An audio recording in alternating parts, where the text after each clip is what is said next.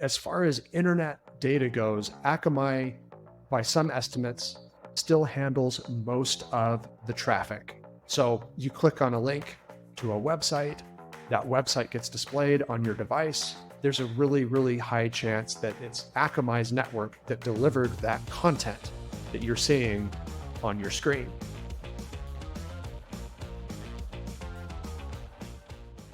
Let's talk about Akamai. And Akamai is not a common name that you hear, but it plays a very essential role in the internet and cloud infrastructure. It certainly does. And what's funny about this is Akamai is an industry pioneer and an industry leader. Very few investors have heard of it, much less studied it. But many investors have heard of its smaller upstart competitor, Cloudflare, and very readily invest in Cloudflare without understanding where all of this started in the first place. Let's change that. We definitely need to change that. This video is born from a thread on our Discord channel that you created about a month ago, Nick, about Akamai and why Akamai is such an integral part of the internet. Make sure you check out our Semiconductor Insider membership. That gets you access to our Discord channel where we have some exclusive threads, things that come out much earlier than we can make a video on it, get more of our stream of consciousness. All of our content is going to be either here in video form on YouTube. We'll have much more exclusive content on our Discord channel. And then to a lesser extent, we'll continue to be posting new blog articles on our chipstockinvestor.com webpage. Make sure you check that out as well and subscribe to the channel. You will be able to find all of our content only in those three places from here on out. Let's talk about Akamai. Okay, so hopefully this is a chart that you've grown very familiar with.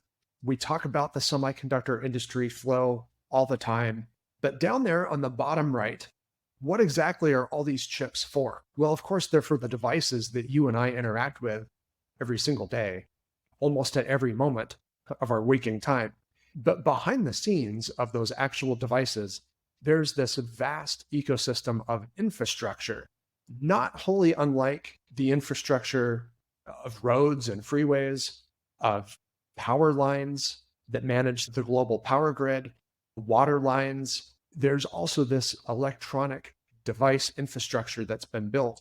And the epicenters of this global infrastructure are data centers. Now, this is a newer chart that Kasey put together for us for our cybersecurity industry flow.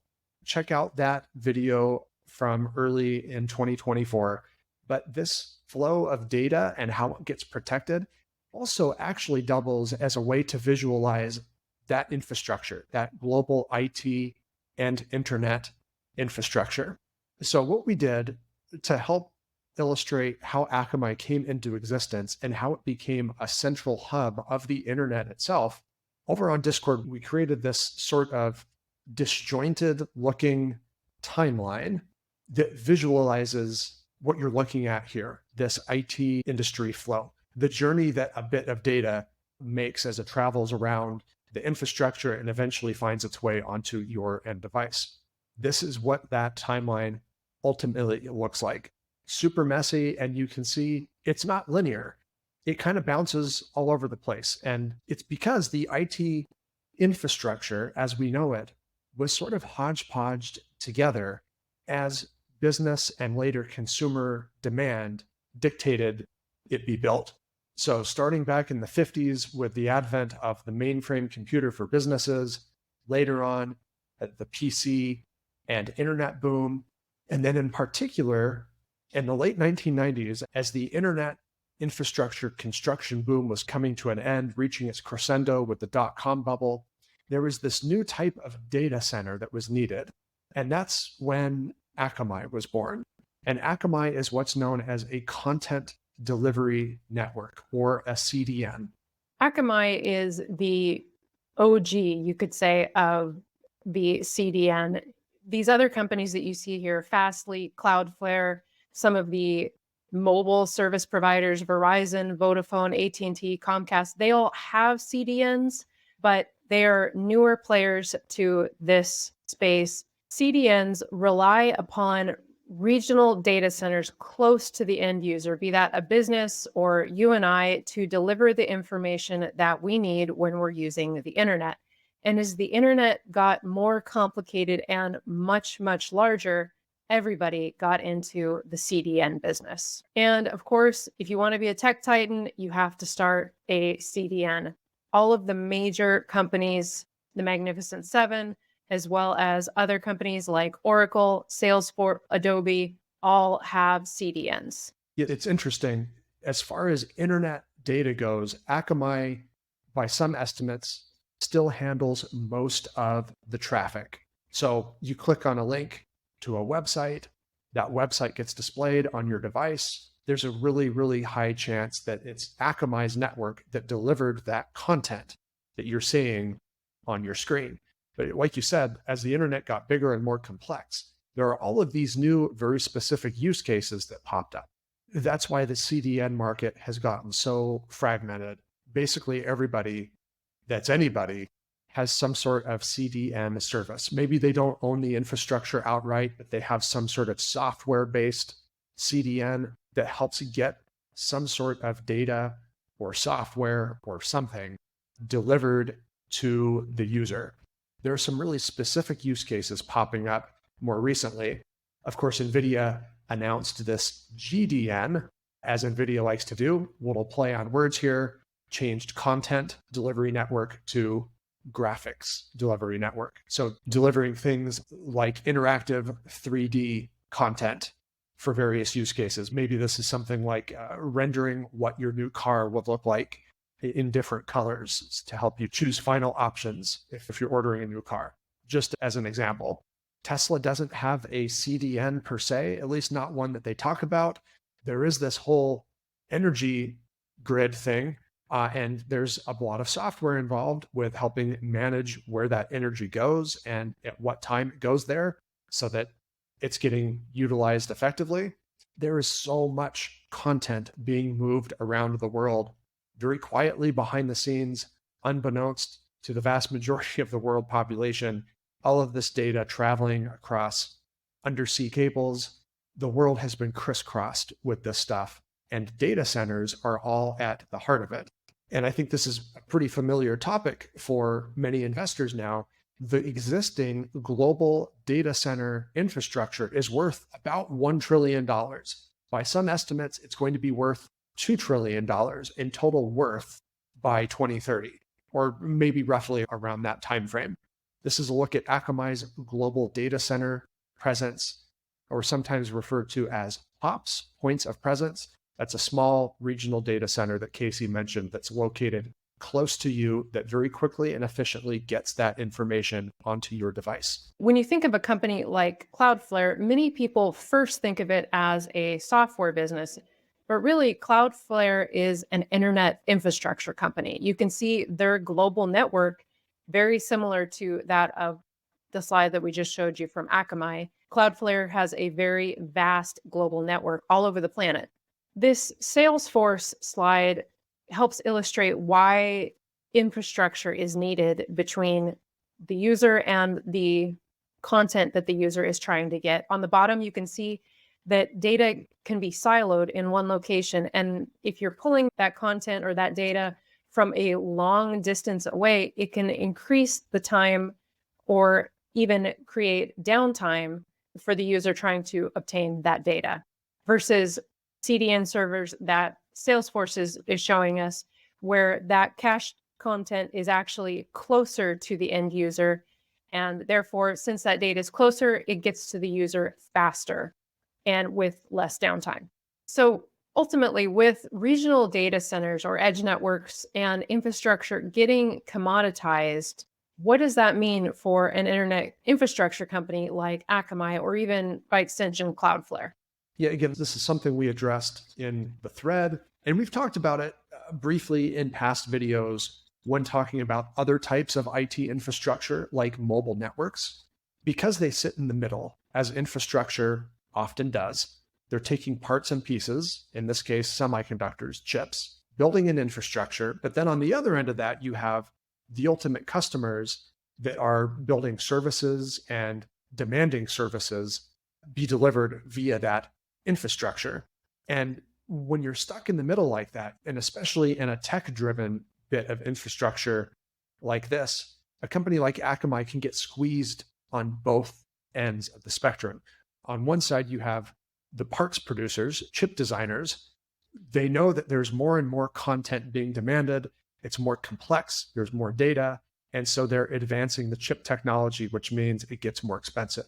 And then on the other end, you have the ultimate customer demanding more and more data be delivered across your network, basically the same cost year in and year out, or maybe the same cost when adjusted for inflation. And so you get squeezed. You have to spend more on infrastructure costs, but you're not really getting much in the way of extra revenue for delivering more content across your network. And so Akamai has been able to buck this trend that some of the mobile network providers have fallen into, where their revenue is just stagnated now for a long time. They have continued to grow their revenue. We'll discuss this momentarily because they've been able to do this in large part because of acquisitions. But you can see the resulting operating profit margins are all over the board. In a good year, things are going pretty well, mid 20% operating profit margin.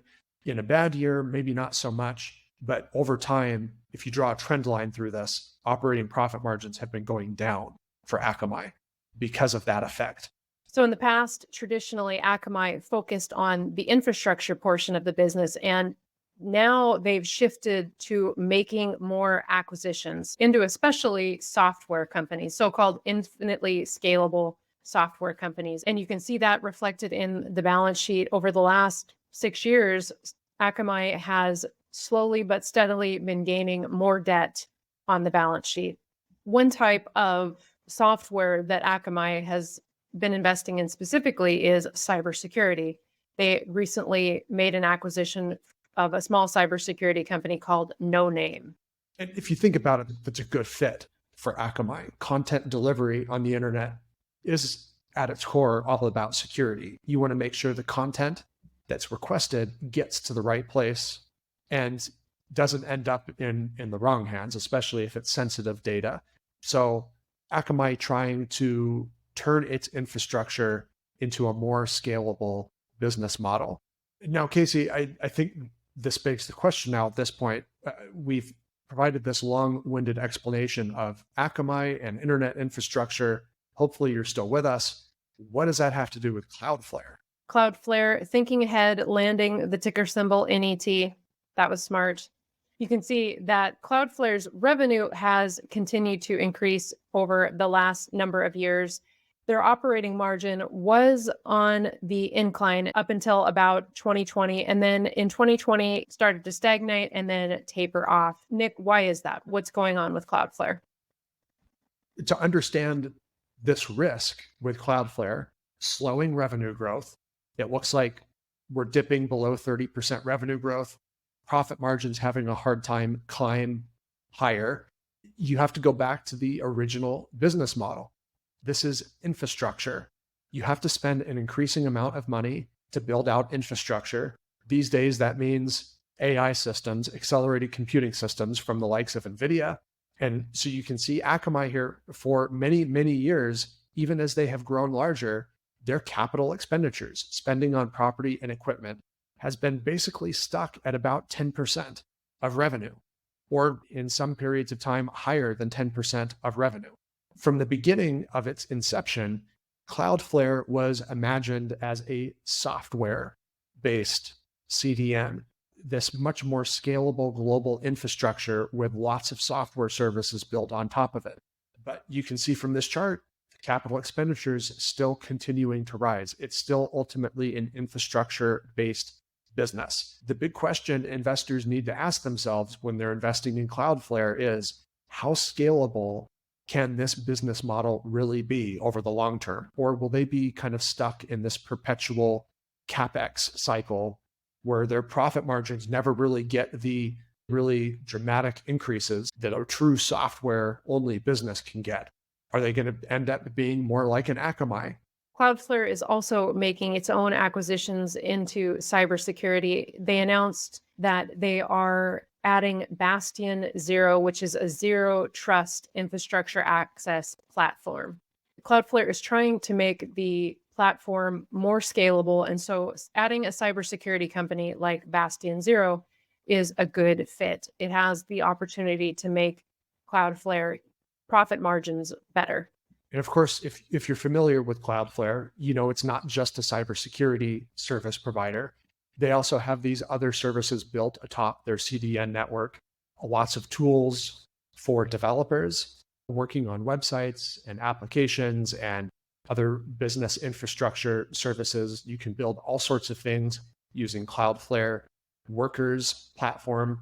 They also have a storage service that competes with the big tech giants like Amazon, AWS. All of this goes back to the fact that back in the day, websites used to be very simple, not a lot of information on there. We could maybe use, let's say, Domino's Pizza as an example. Maybe in the early days of the internet, you'd find their website and you'd look for a phone number and maybe a nearby location. That was about it. These days, you go to a website like Domino's Pizza and you find the location nearest you. You can look at the menu, you place the order, you schedule delivery, you can track when the delivery is coming. It's just one example of how much more data and information is traveling across the internet. The explosion in new use cases for the internet, Cloudflare looking to grow its business based off of that. Again, purpose built for that reason. The fact that the internet's original use case is no longer what it's used for today.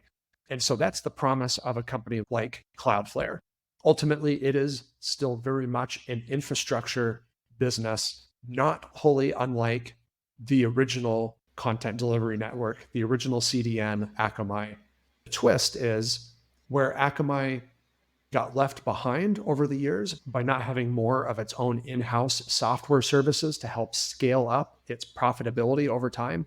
Cloudflare in on that right from the get-go. But this is a big risk worth monitoring if you are at all interested in investing in Cloudflare.